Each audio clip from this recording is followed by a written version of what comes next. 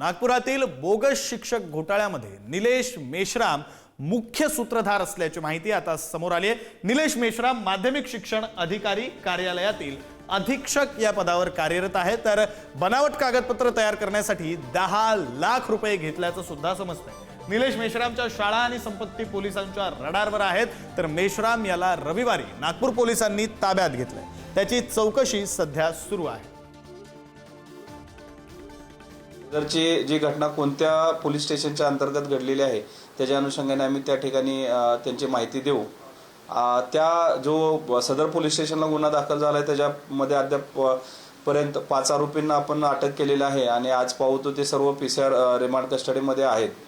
पुढे त्याच्यामध्ये काही गोष्टी बाबी निष्पन्न होत आहे, त्याच्या अनुषंगाने पुढील तपास सदर पोलीस स्टेशनचे जे API आणि PI त्या ठिकाणी करतायत आणि त्याच्यामध्ये आम्हाला निश्चितच डेव्हलपमेंट होत आहे। नागपूरच्या उपसंचालक कार्यालयातील शिक्षण घोटाळ्याच्या संदर्भामध्ये आता तपास सुरू आहे।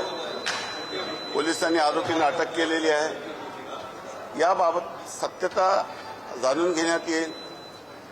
वस्तुस्थिती काय आहे, कुठल्या शिक्षकांनी चुकीच्या पद्धतीचं काम केलेलं आहे, कुणाचा अप्रुव्हल चुकीचं आलेलं आहे, या सर्व गोष्टीची सखोल तपासणी केल्यानंतर जे लोक नियमानुसार पात्र आहे आणि अपात्र आहे त्यांना त्या पद्धतीने त्यांच्या केसवर गुणवत्तेवर निर्णय करण्यात येईल।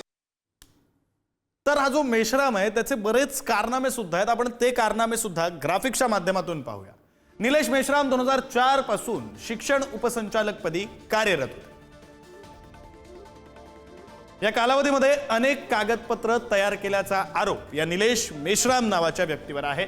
तर अटकेतील मुख्याध्यापकाची 10 लाखात बनावट कागदपत्र बनवून दिली कोणी, तर याच निलेश मेश्राम।